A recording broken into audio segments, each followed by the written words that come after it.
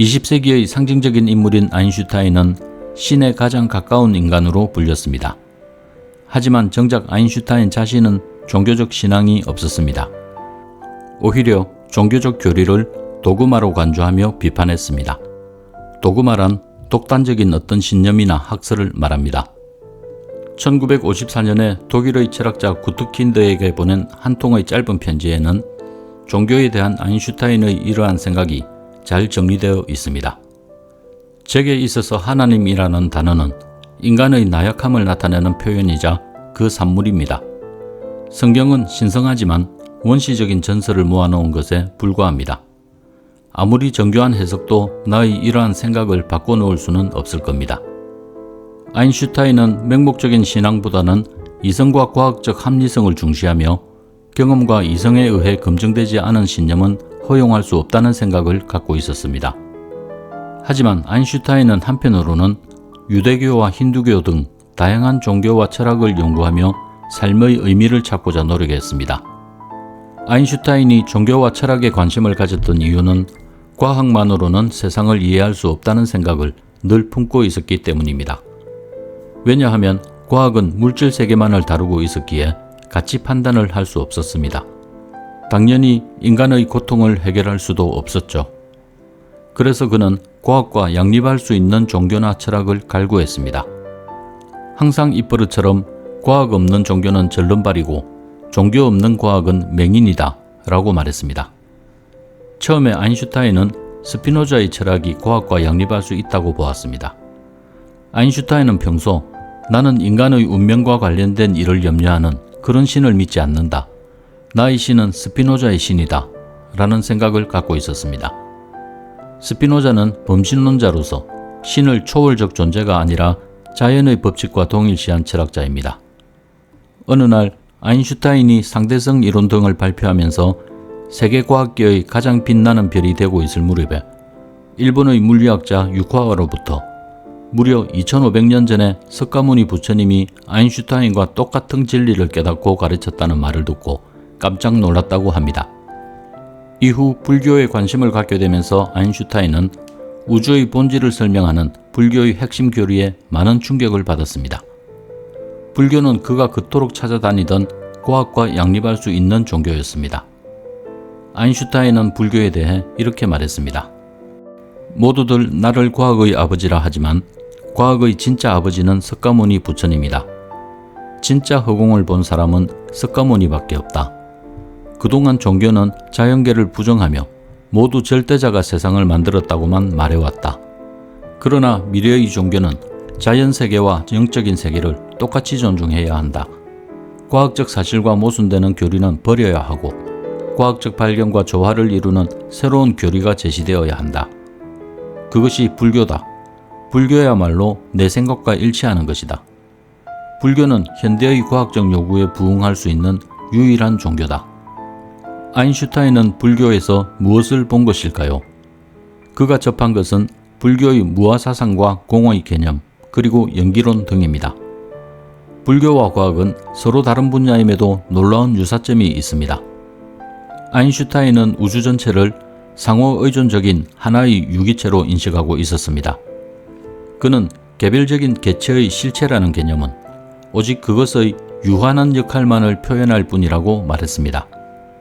아인슈타인의 이러한 생각은 불교의 연기론과 유사합니다. 연기론을 이해하기 위해서는 먼저 무아사상과 공의 개념을 이해해야 합니다. 나라는 존재는 어떤 존재일까요? 불교의 무아사상은 영구불변하거나 고정된 나는 없다고 말을 합니다.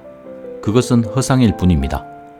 나라는 것은 순간순간 변화하는 마음과 육체의 조합일 뿐입니다. 혹은 끊임없이 흘러가면서 순간마다 새로운 모습으로 변화하는 강물과도 같습니다. 그래서 나의 본질은 비어있다고 할 수 있습니다. 무아사상이 나라는 개인에 대한 통찰이라면 공은 그 나를 둘러싼 모든 존재, 즉 우주적 차원의 통찰이라고 볼 수 있습니다. 나와 마찬가지로 우주의 모든 현상 또한 본질적으로 비어 있으며 어떤 독립적인 실체도 가지고 있지 않다는 것을 나타냅니다. 그리고 불교의 연기법은 이러한 세상의 모든 존재가 서로 어떤 관계를 형성하는지에 대한 통찰입니다. 모든 존재는 인연에 따라 끊임없이 변화하는 원리 속에 있습니다. 이 인연의 본질은 바로 인과관계입니다. 모든 존재가 독립적으로 존재하지 않으며 인과관계에 따른 인연을 맺고 있음은 세상을 그물에 비유해 봄으로써 알 수 있습니다. 그물의 각각의 매듭은 서로 연결되어 있으며 한 매듭을 만지면 다른 매듭들도 미세한 영향을 받게 됩니다. 우리 주변의 모든 존재들은 이렇게 인연에 의해 서로 영향을 주고받으며 연결되어 있습니다.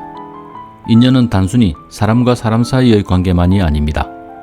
우리가 경험하는 모든 현상과 사건들에도 적용됩니다. 그리고 인연에는 여러 종류가 있습니다.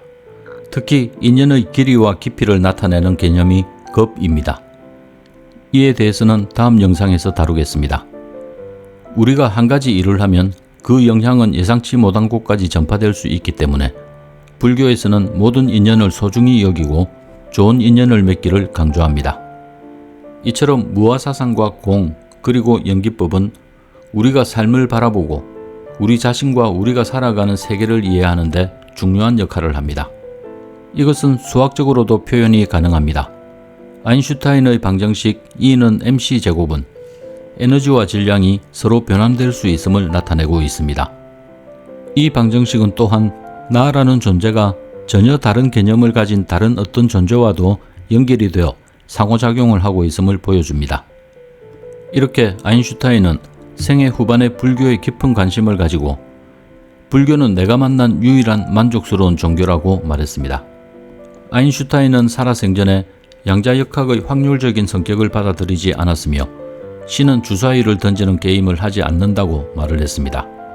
하지만 일설에 의하면 아인슈타인은 양자역학적 세계관이 불교의 무아와 공의 개념과 유사하다고 주장하기도 했다고 합니다.